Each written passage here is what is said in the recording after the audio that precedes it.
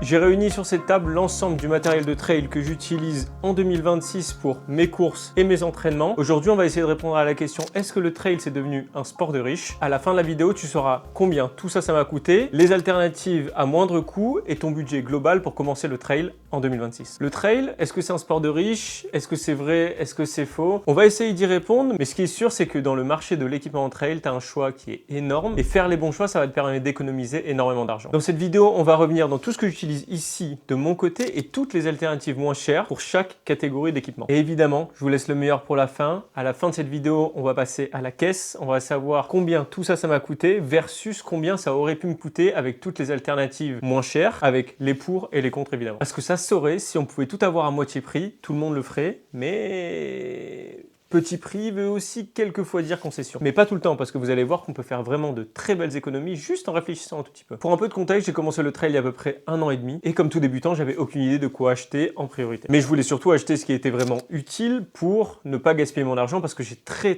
vite vu que ça pouvait me coûter très cher. Et comme tout débutant, je me suis tourné vers notre saint Décathlon pour ce qui est chaussures, équipements, vêtements, hydratation, sac de trail, etc.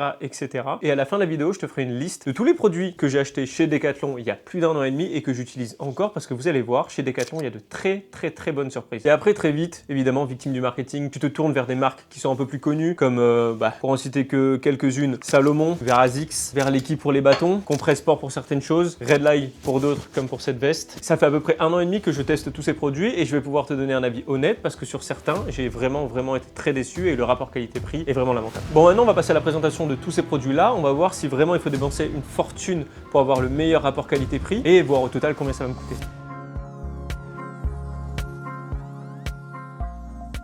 On va commencer par le plus important pour moi, en trail ou de toute façon en course à pied, les chaussures. Et évidemment, je vais pas être très original, malgré que mon choix va peut-être changer. Les chaussures que j'ai le plus poncé depuis le début de ma saison, je les ai achetées très vite. Première paire, ça a été les Speedgoat 6. Et juste ensuite, 3-4 mois après, je me suis tourné vers les Salomon S-Lab Genesis que vous avez juste là. Ça c'est la première paire de Salomon que j'ai acheté, parce que là j'en ai acheté une deuxième. Comme vous allez pouvoir voir, elle est bien amochée. Elle a plus de 1300 km celle-là. Je l'ai peut-être un peu trop utilisée, mais en tout cas pour le prix, j'avais envie de l'utiliser comme il faut. Cette chaussure de mémoire, elle m'a coûté 200 € et j'ai pu courir avec 900 km. Et là, celle-là et cette paire-là, je la garde encore pour certaines de mes randonnées, parce qu'elle reste quand même relativement confortable. Mais c'est vrai, vous allez vous dire, 900 km, c'est pas beaucoup. Ça dépend combien vous courez, et je vais vous dire que oui, elle a beau être très confortable, elle a énormément de qualité et c'est pour ça qu'elle va peut-être bientôt se faire détrôner par la nouvelle chaussure que j'ai achetée, que je vais recevoir dans 3 jours. Je vais évidemment vous faire un test dessus, la normale Xerag 1. J'ai vraiment hâte de la tester. Et en ce qui concerne une alternative qui est moins chère, par contre attention, petit disclaimer, celle-là je l'ai pas essayée. J'ai eu énormément de retours dessus, comme quoi elle était super confortable, comme quoi elle était très durable et que les crampons étaient vraiment très bons. Je parle évidemment de la Merrell Agility Peak que tu peux trouver maintenant à 120 €. C'est vraiment une alternative magnifique à ces Salomon Genesis.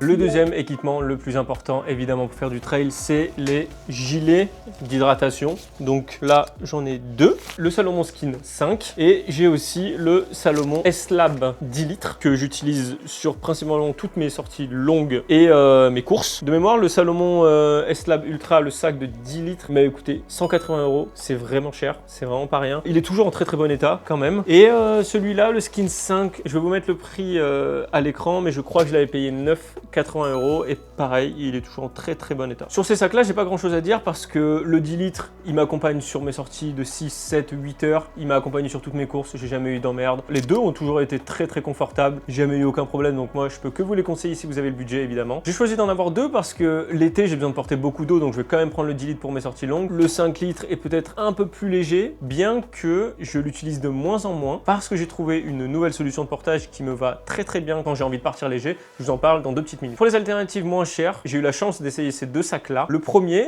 en tout cas pour les sorties longues et pour les courses où vous avez beaucoup de matériel obligatoire, c'est le Red Light Responsive 8 litres qui est à 120 €. C'est toujours un budget, mais c'est un peu moins cher. Moi, je l'ai trouvé un peu moins ergonomique et un peu moins confortable. Et j'ai eu aussi, et ça, faites peut-être attention, essayez d'aller voir en magasin ou regarder autour de chez vous ou demandez à des gens qui l'ont aussi. J'ai eu des potes qui l'avaient et qui ont eu des traces d'usure qui étaient quand même vachement précoces. Je crois que c'était le système pour fermer qui s'était cassé relativement vite. Je ne l'ai pas utilisé assez longtemps pour le savoir, mais voilà, sachez que c'est un problème que certaines personnes ont eu. Mais encore une fois, moi, j'ai pas eu de problème. Beaucoup de rangement, relativement confortable somme toute, de la place pour 2 flasques, pour mettre une veste dans le dos, pour porter ses clés, son téléphone, sa bouffe, tout ce qu'il faut, donc allez-y. Pour le deuxième sac, c'est probablement le braquage de l'année. Si j'étais au courant que ce sac existait, j'aurais peut-être même acheté celui-là aussi. Il est de chez Keeprun, évidemment Decathlon, merci d'exister. C'est l'Ultra Bag 15 litres qui est à seulement 80 € et de mémoire seulement 350 grammes. C'est vraiment très peu. Je l'ai essayé, vous avez l'impression de rien avoir sur le dos. Les poches sont très ergonomiques, il y a beaucoup de place dans le sac, les flasques bougent très peu. Franchement, pour une alternative petit budget, allez-y, les yeux fermés, c'est vraiment une valeur sûre. Je vous en parlais il y a 2 petites minutes, l'alternative au sac de trail.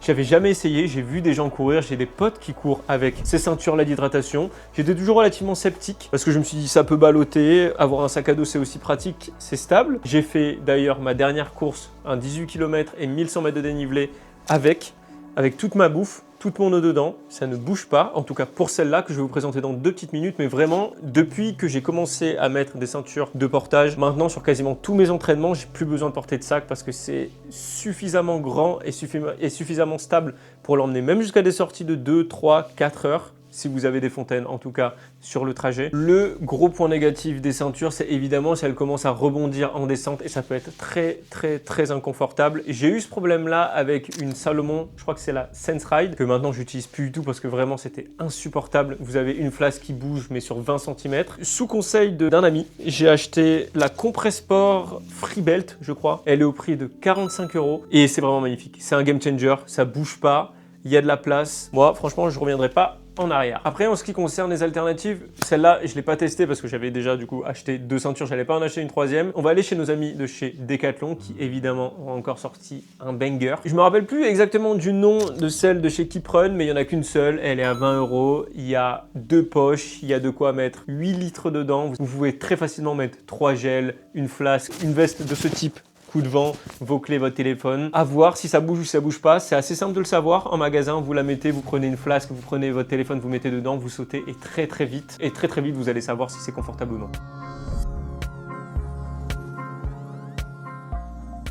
Le prochain objet incontournable du trailer ou du randonneur pour certains en tout cas, c'est les bâtons de trail. Alors les bâtons de trail, ça peut être d'une grande aide s'ils sont bien et ça peut être un vrai calvaire s'ils sont de mauvaise qualité. L'année dernière, sur quasiment toutes mes sorties, je prenais mes bâtons parce que j'étais très débutant et j'étais quasiment persuadé que c'était impossible de courir dans une côte.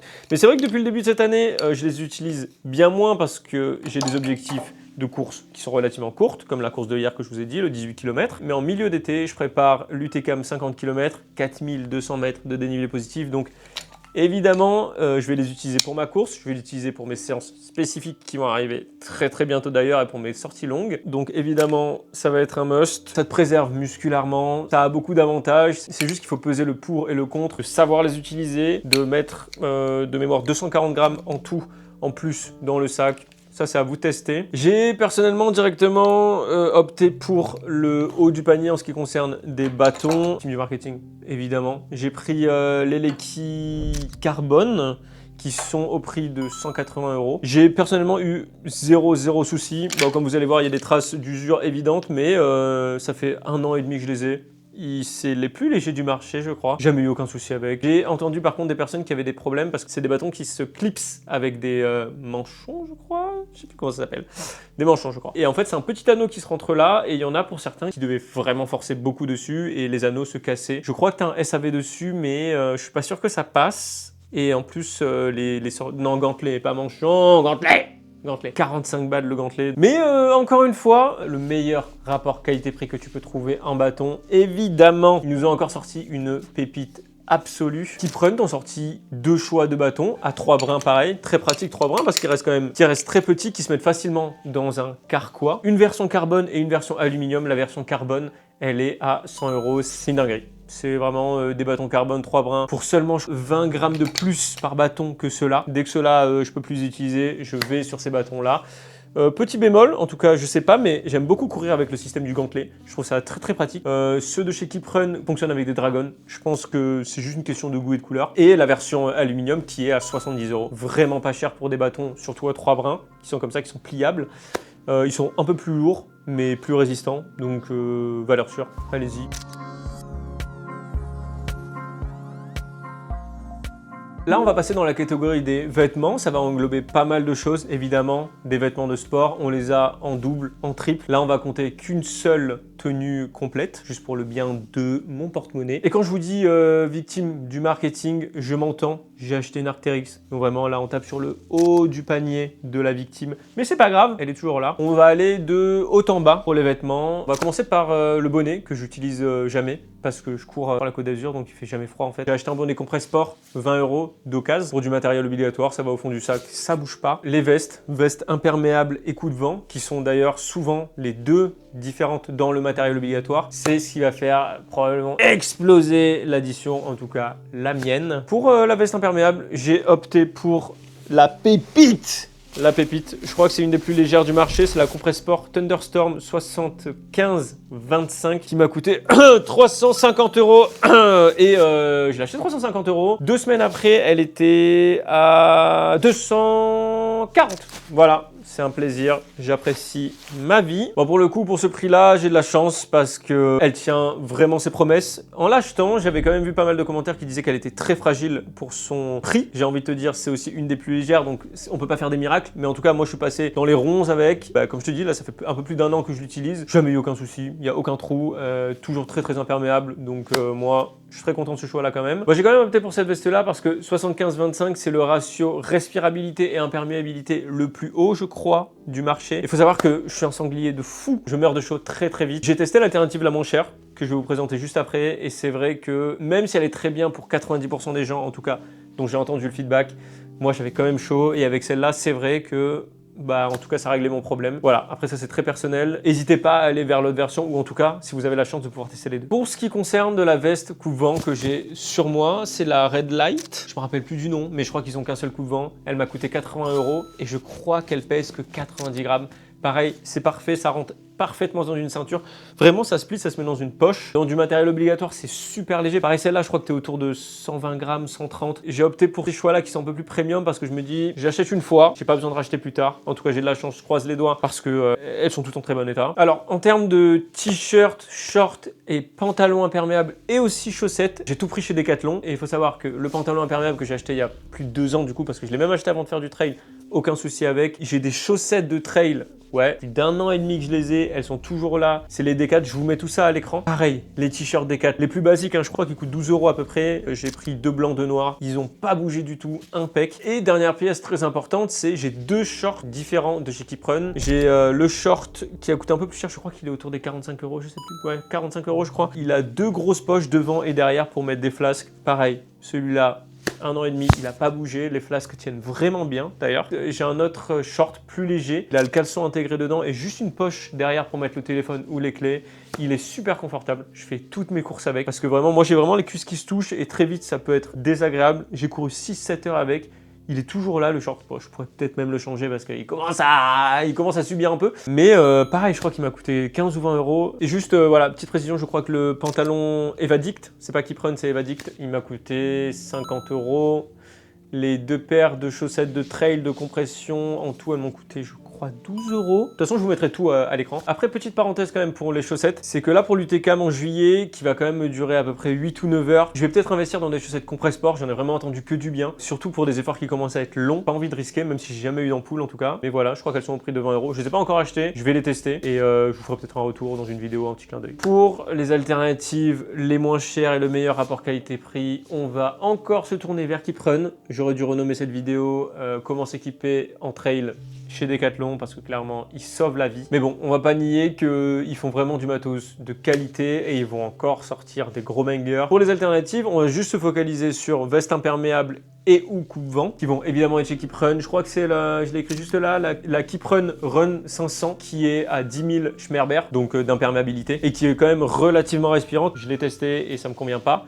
Mais en tout cas, 10 000 Schmerber, c'est le minimum pour toutes les courses UTMB, donc ça veut dire que vous n'avez pas de problème de matériel obligatoire. D'autant plus qu'elle est très imperméable comme toutes les vestes, à part évidemment si vous passez 4 heures sous le déluge, que ce soit celle-là ou la Compressport, vous serez quand même trempé évidemment. Mais elle s'affiche quand même au prix honorable de 70 €, qui est encore une fois très peu cher. Un exemple, la Salomon, je crois que c'est la Bonatti, qui pareil 10 000 Schmerber, alors peut-être un peu meilleur matériau, mais en tout cas même imperméabilité, je pense qu'on tourne plus autour des 120-150 €, donc voilà, option de fou.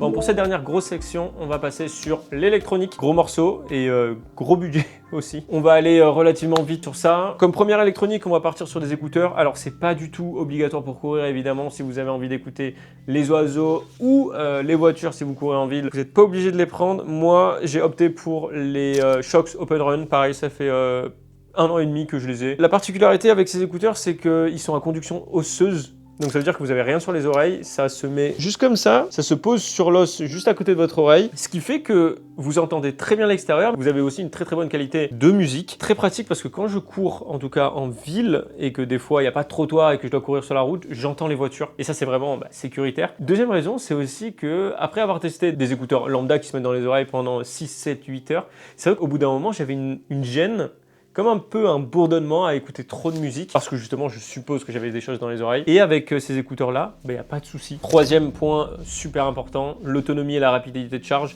Autonomie, je crois qu'on est sur 8-9 heures pour 1h30 de charge. Je crois qu'on gagne même 1 heure d'écoute pour 5 minutes de charge. C'est indécent. Ils sont déjà tombés plein de fois, ils sont super résistants. Si vous avez le budget, allez-y.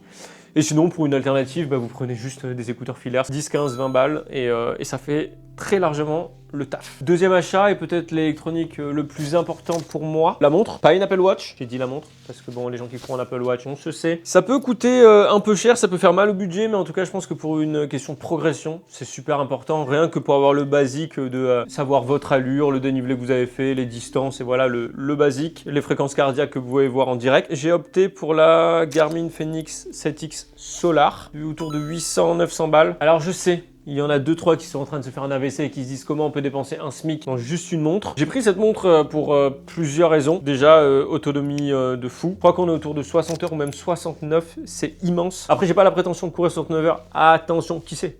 On sait jamais. Mais c'est vrai que moi qui pendant l'été fais pas mal de trek, partir avec autant d'autonomie, et en plus c'est écrit solar, ça se recharge pas au soleil, mais en tout cas la batterie se vide moins vite si on l'expose au soleil.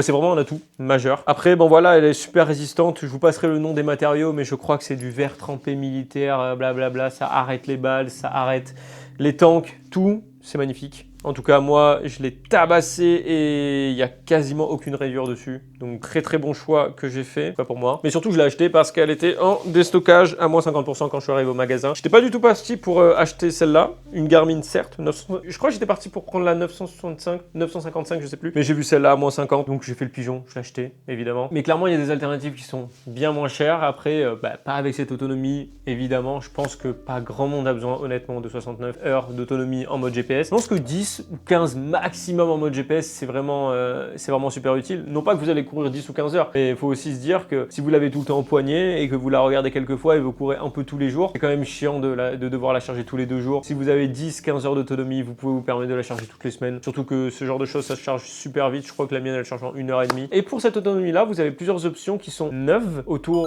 de 150 €. Comme j'ai noté la Garmin Forerunner 45 et 55, avec les pour et les contre, évidemment. Vous n'avez pas beaucoup d'autonomie, vous n'avez pas beaucoup de choix de sport non plus, mais ça couvre 99% des besoins du coureur normal comme vous et moi. Et aussi chez Keeprun, attention, Keeprun nous a pas lâché. Je crois que c'est la Keeprun GPS 500. De mémoire, elle est en collab avec Coros en plus, donc allez-y, encore une fois, les yeux fermés. Je vous ai précisé juste avant neuve, parce que vous pouvez avoir ces mêmes modèles pour moins de 100 € sur le Bon Coin, par exemple. La Garmin Forerunner 45 pour 50 €, on l'a trouvé. Donc voilà, très bonnes options aussi pareil. Il y a un autre gadget électronique électronique, en tout cas que j'appelais gadget avant, mais maintenant je pense que c'est quasiment un incontournable. Si vous voulez progresser et vous baser sur des datas relativement précises pour progresser, c'est le capteur cardiaque. Moi j'ai opté pour celui de Garmin, mais en tout cas toutes les marques en font.